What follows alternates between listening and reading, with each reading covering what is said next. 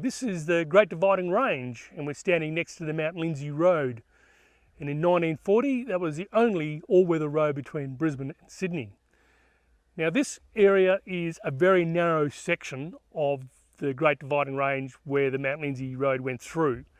So what the Australian Defence Force did is they built tank traps. And they called this area the Brisbane Line. It was the second line of defence for Australia's defence if it was invaded by the Japanese.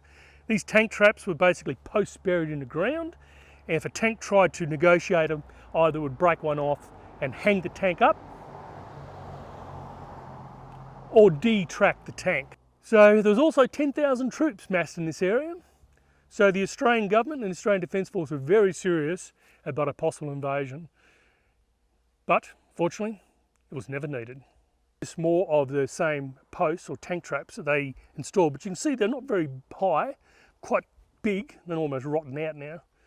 But they extended all the way up the gorge, so the invading army could not try to avoid this part of the area where they had the concentrated fire. On the other side of the Mount Lindesay Highway, on that other side of the hill, they would have had heavy machine guns, anti-tank weapons, probably even light artillery. And they were trying to funnel the enemy into this side of the highway so that they would be exposed on this side of the ridge. Now the Australian government was a little bit secretive, so people tend to feel didn't really understand what was going on here, because they had to keep it a secret from the enemy as well. They didn't want the enemy understanding that this defence mechanism or this defence line was in place.